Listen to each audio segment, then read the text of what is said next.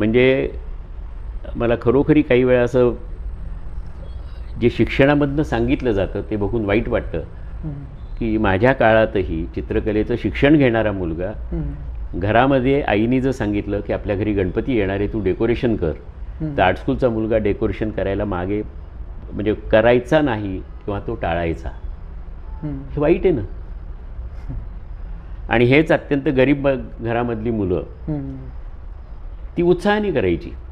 म्हणजे आर्ट स्कूलला नसणारे पण करतात. पण आपण आर्ट स्कूलला आहोत तर आपण काय अगदी आपल्याला शिंग आली का? म्हणजे सौंदर्य हे जीवनाच्या कुठल्याही भागामध्ये घालणं हे कलावंताचं काम आहे. गायकानी समजा गायन शिकणारा मुलगा आहे तर त्यांनी तालासुरामध्ये आरती म्हणणं ही पहिली घरामधली सुरुवात आहे.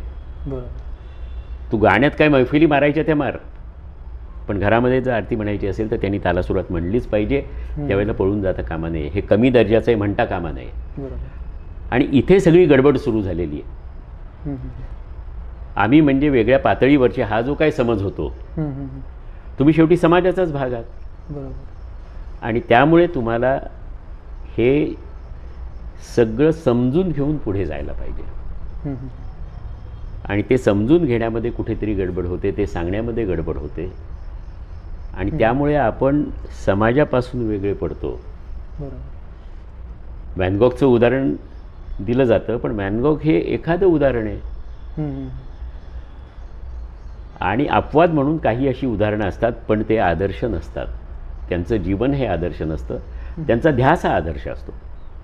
व्हॅन गॉगचं उदाहरण घ्यायचं तर मग मायकेल एंजेलो का नको? आलंच ना. मग मायकेल एंजेलो ज्यावेळेला म्हणतो त्यावेळेला ग्रीक आणि रोमन स्कल्प्टर होते. त्यांचं काय? भारतामध्ये प्रचंड काम केलेलं आहे. कैलाससारखं मंदिर निर्माण करणं, वरून खोदत येणं आणि त्याच्यामधलं स्थापत्य, त्याच्यामधल्या मूर्ती, त्यातलं सौंदर्य, लालित्य, अजिंठ्यामधलं चित्राचं काम, हे काही कलेचं काम नाही आहे. आणि कला ही जीवनाचा भाग असते याची जाणीव ठेवून जर पुढे गेलं तर काही प्रश्न सोपे होतात. आज परिस्थिती अशी आहे की अशा पद्धतीने विचार करणारी माणसंच राहिलेली नाही आहेत.